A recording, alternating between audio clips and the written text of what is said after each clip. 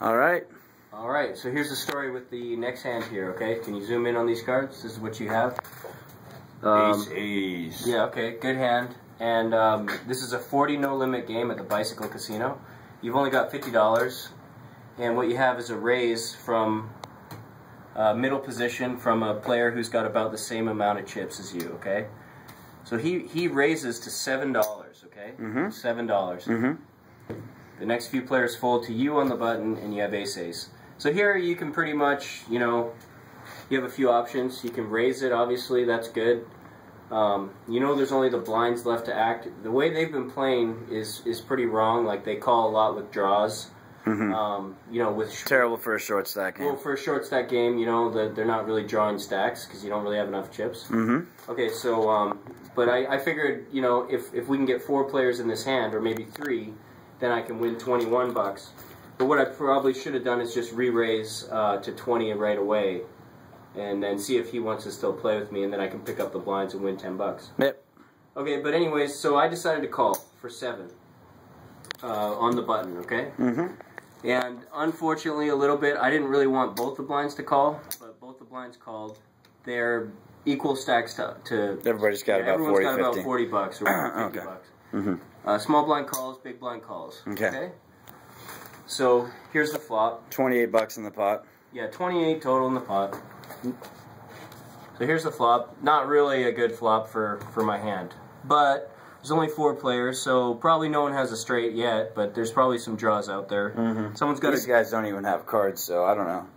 I don't know how they're gonna do it. The reason why is because what happens is it goes. No, I know, I understand. Well, it goes check. The small blind checks, big blind checks, and then what happens is this person here, who the initial raiser, he goes ahead and bets about $20, which is about half his stack now. So I go ahead. Almost the entire pot size bet. Exactly. So now, if you had these aces, you're probably thinking, you know, well. Unfortunately, you're stuck, aren't you? Yeah, you decided to play the hand, and that's what you're going to do, right? The problem is this guy's only doing a continuation. If anybody has trips or already flopped the straight or the nut straight, they're the ones who checked. So you're really in a lot of trouble because you don't know a lot of information. This is the most obvious thing this guy should do. Yeah, but easy all in here for aces, right? Just $40 left. Let's do this. He could be making a bet here with anything. Maybe an overpair. He might actually have gotten a piece of this. He probably doesn't have the straight yet because he probably wouldn't raise there with hands like Jack 8 or you know. Yeah, he could have King Jack, Queen Jack. Yeah, he might have a 10. You know, he might have an overpair. I thought probably he had an overpair, and I thought he had like more like Jacks or Queens or something like that. More likely. But then, so anyway, I figure I'd probably lose this hand anyway, so I just push it all in. These guys fold. And I was very happy that they folded because I knew that his hand was the one I should worry about, or no, I knew that the drawing hands were probably the weak calls by the blinds. Those are the scarier ones. Yeah, those are the more that I didn't want him to hit a flop like this. Right. So now he insta calls me all in instantly, and he shows King Queen. Offsuit, King Queen, and I've got ace ace. So how did I call King Queen there? And afterwards, I thought that'd be a pretty bad call for your all in if he did, but sure enough, welcome to the 40 no limit table at Commerce. Yeah, well, you're at bike. This is at the bike. So now I'm like, thank goodness. You know, thank goodness that's all he had. You know, I think here I actually would prefer him to have a pocket pair like queens or kings. I think he's drawing more heavily. Yeah, he's got a straight there. You've got the hearts covered. You're okay there. Hearts are good, yeah, because I had the 8. Yeah, that's right. So no, this hand is no good. He's got 4 outer. Rough shape. 1 in 22 that he goes queen queen or king king. Can you see his hand? Yeah. King of hearts, queen of diamonds. Yeah. And we're all in. Pot's like what, I don't know, 100 and. The worst. $100, right? You know this guy is just not very good at this point. Well, he's also pot committed. Yeah, you know, it's really the thing is for him to call. You know. He's getting 2 to 1 almost, you know, or whatever he's getting. Sure. Maybe more than that. Yeah, with 2 overcards and a gut shot. 40. No, he's getting way more than that. He's getting like he has to call 4 to 1. Yep. Yeah, 4 to 1. Okay, good. So then the turn is the boo card. Joker. Boo. So in case you can't see, King Queen made a straight. It's the nut straight at this point. You're completely drawing dead. You're pretty much drawing dead now. That's the end of the hand, right? Mm-hmm. And then on the end, just to make things worse, you hit just that insult to injury. You hit a set of aces, and isn't that awesome? So the worst set you can ever get is the meaningless set. Yeah, it's meaningless. So there you go. But I think that we're just talking about how to play these aces.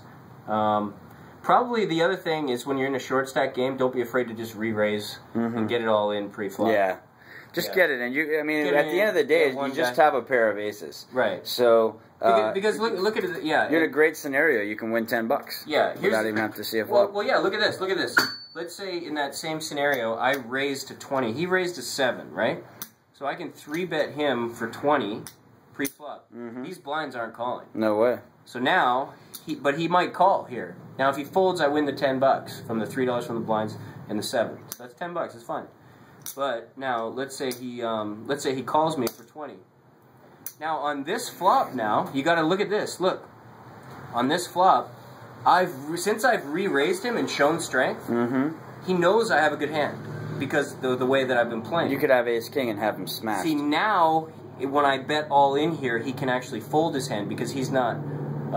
Oh no, he's going to continuation bet. Well, isn't he? Isn't that what I was thinking? Yeah, he's going to continuation bet. You almost, even though I like raising there, I mean, whatever. If you're going to go slow, and just know you might lose if you slow play the aces. Yeah. But I think in this scenario, yeah, there's no way. I don't think I can. Even if you raise him, if he does call your initial bet, which he may, you're probably going all in either way. But the one chance you would have got is you might have got him to lay down the King Queen pre-flop there. Yep. Yeah. But other than that, you might have been all in losing by the cards not going your way regardless. Yeah, that's true. Yeah. I was just trying to think if there's any way to make him fold on the flop, but there isn't because he's going to continuation bet 100%. And as soon as he does, he's pot committed. Yeah. Oh no, I know how he might not continuation bet because if I raised him on the pre-flop, now he might check to the raiser, and that's why if I go all in there. Because now he's going to be out of position. He's going to check to the raiser. Now if I push, he can throw away King Queen there. Yeah, that's the right way to play. Well, there you go. That's how to. That's why you should raise. You should re-raise when your stack is small there. Yeah, if you're short stacked there, you just want to win the money. But with that said,